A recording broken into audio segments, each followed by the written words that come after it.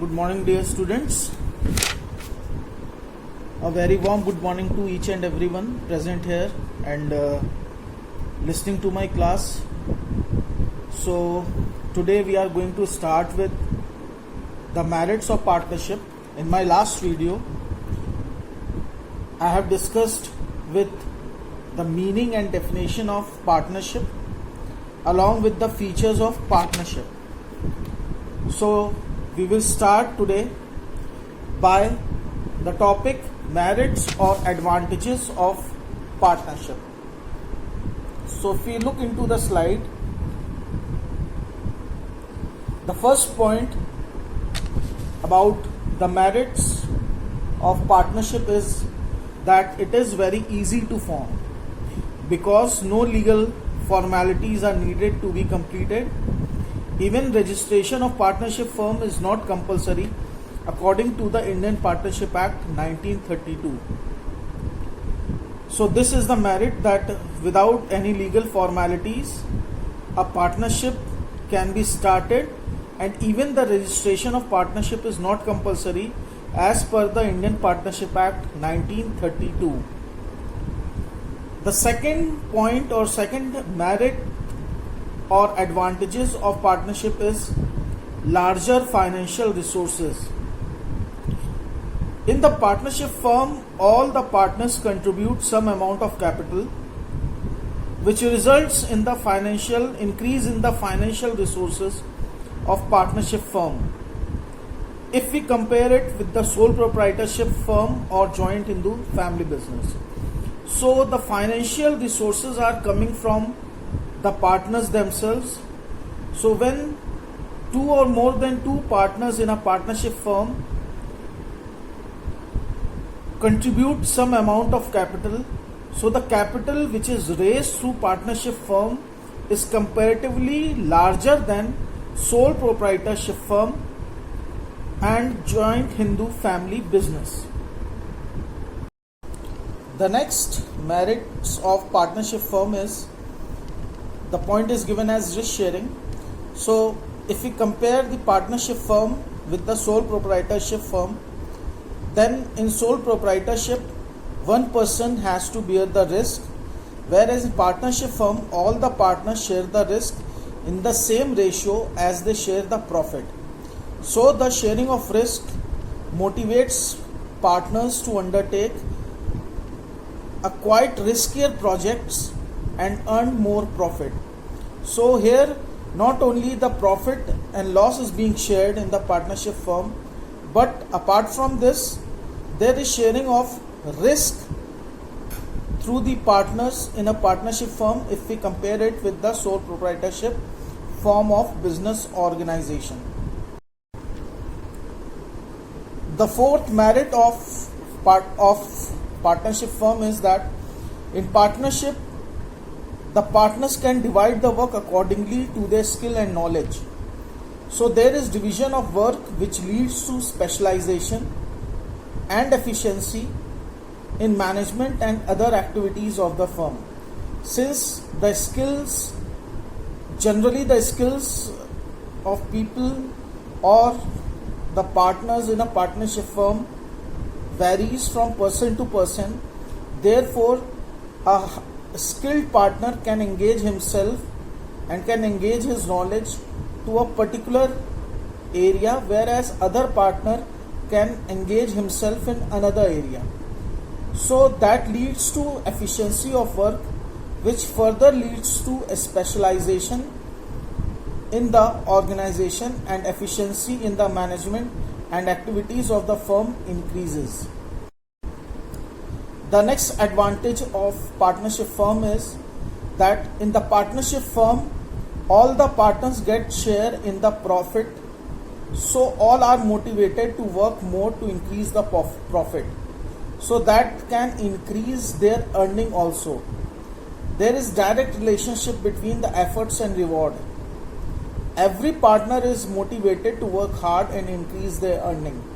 Since every partner is responsible to get share in the profit, so this part of sharing of the profit motivates the partners to work accordingly more, and with working more results in increase in the profit and the earning as well. So the efforts of the partner leads towards the reward in the partnership firm.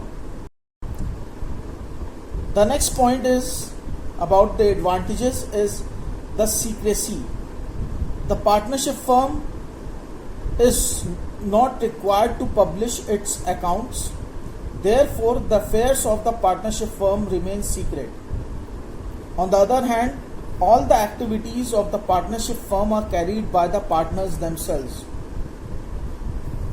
Only they take all the major decisions, so there are no chances of leakage of trade secrets. As per the Indian Partnership Act 1932, the partnership firm is not required to publish its books of accounts. Therefore, the efforts or the affairs of the partnership firm remain secret, and on the other hand, all the activities of the partnership firm are carried on by the partners.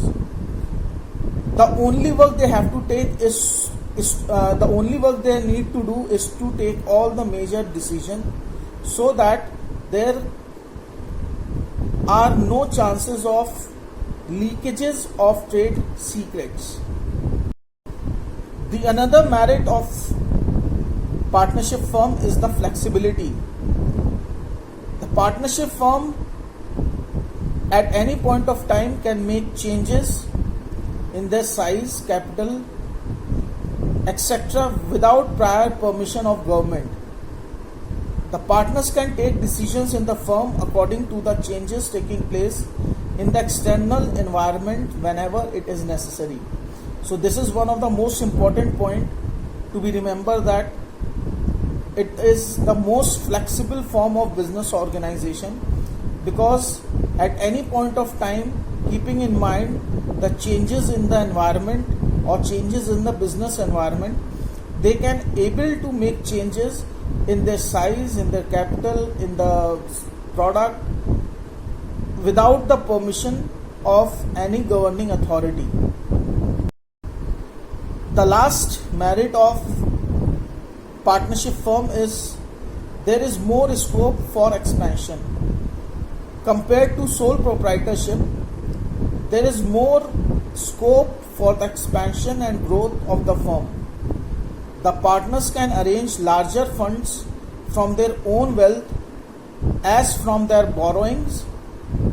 On the other hand, the managerial skills of more person also helps in expansion and efficiency of the organization.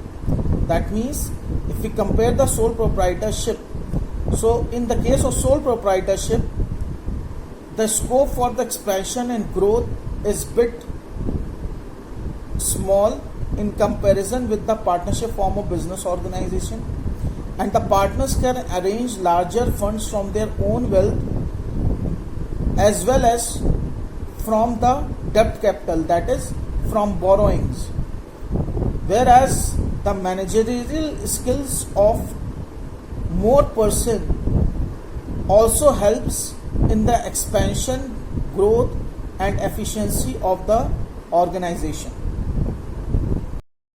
The next topic in the same regard is the demerits or disadvantages of partnership.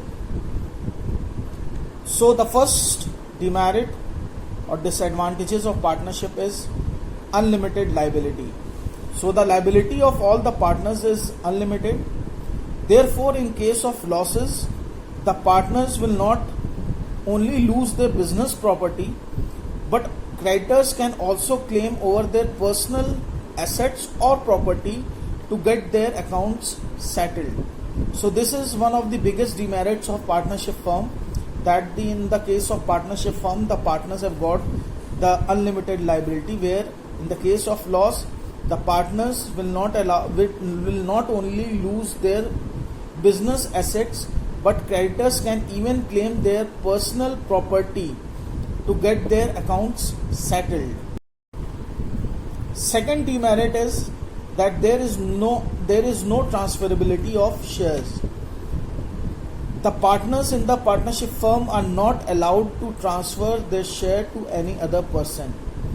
If the partner is willing to do so, then he has to take the consent of all the partners.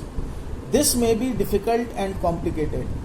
A bit complicated point that there is no transferability of shares in the partnership firm, and if the partners is willing to do so, then the partners or the partner can take the consent of all the remaining partners, and it is up to the remaining partners to allow the transferability of shares to the person concerned.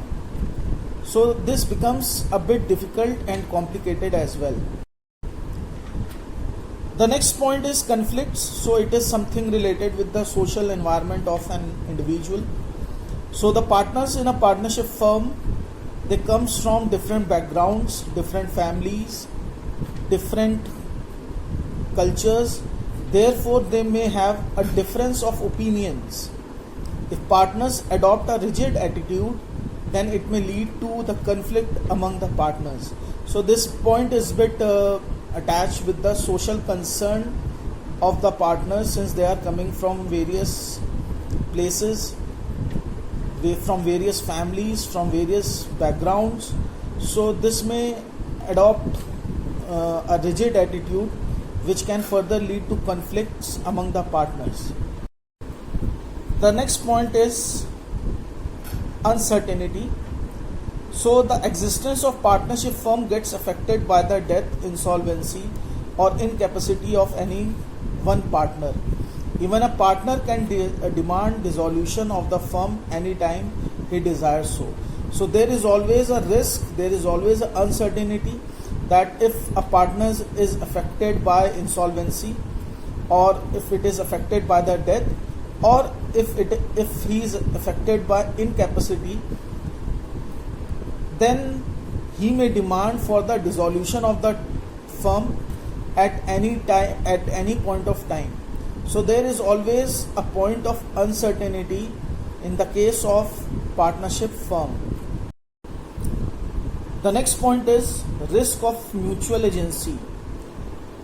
The contract signed by any one partner is binding on the other partners due to principle of mutual agency. A dishonest partner may enter into contract for personal benefit. In that case, all the partners will have to suffer the loss. Since the partnership firm is a firm, or we can say it is a mutual agency, so this point becomes a demerit if any of the partners show dishonesty with the firm or with the other partners. So in case of that, the partners as well as the firm will affect adversely. So there is risk of mutual agency in the partnership firm. The sixth point is lack of public confidence. The public generally has less trust and faith in partnership firm because the accounts and the annual reports of partnership firms are not published. So people do not have trust in their dealings. So just because of not publishing the books of accounts to the general public, so there is always, public always lacks confidence and faith in the partnership firm because of their books of accounts or annual report of the partnership firm. So people do not have trust in their dealings. Now moving on to the next topic, that is the types of partnership firms. So as per the slide, we can divide the partnership firm on the basis of two heads.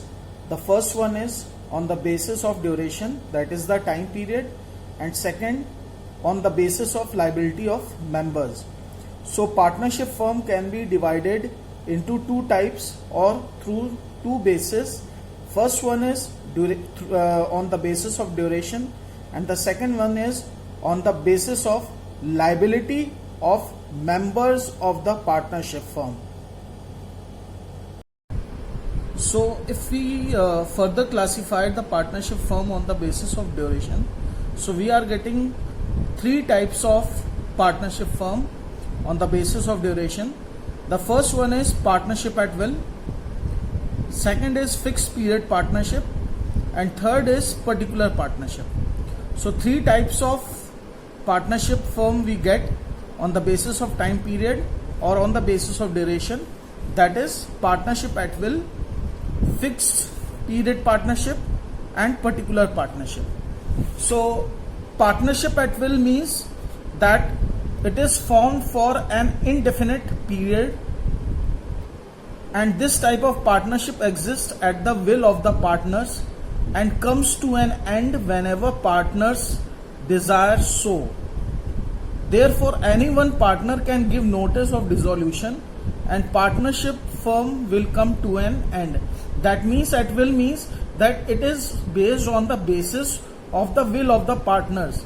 At any point of time, if any partner wants to dissolve the firm, so he has to give a notice and accordingly partnership firm will come to an end.